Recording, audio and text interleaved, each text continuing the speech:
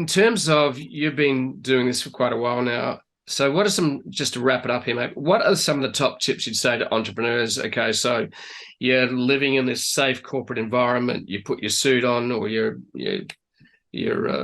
business dress suit, whatever, and you go to the office and you're going, gee, this is bloody boring. I really want to do something a little bit more interesting, and I want to take control of my life rather than being corporate cannon fodder.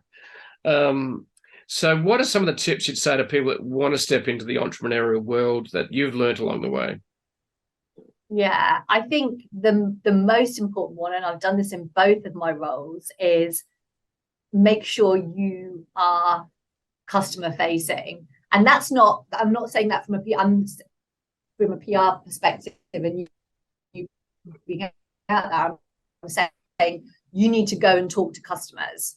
You need to jump on sales calls. You need to be there talking about the product and what's working and what isn't. Like, there is no substitute. If it's your business, you have to be there having all of those conversations. And there is no one who can do that for you. Maybe in the corporate world, you had a team who came to you with information. You've got to go and listen to that yourself, because that's the only way you'll be able to make effective decisions. You've got, and continue. Don't ever let yourself get so far removed that you're not having those conversations with customers all the time. Because if you're the one who could see the problem initially, you're going to continue to be the best brain to solve that problem ongoing.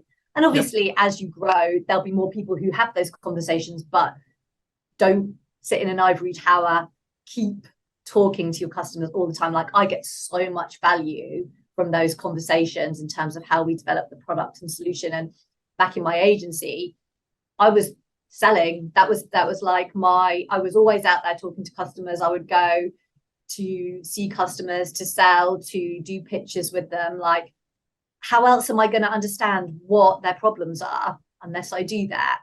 So that would be my first piece of advice. And then also, like, validate everything that you're doing. So when you are talking with customers and making developments to solutions, especially in the tech world, customers are so brilliant at being able to spot things that you might not have. So and they're great at being happy to validate those things. So if you're making a development, don't start and then wait until it's done before you talk to customers. Talk to them along the way and constantly validate what you're doing, especially because this world is so fast moving and something might have changed.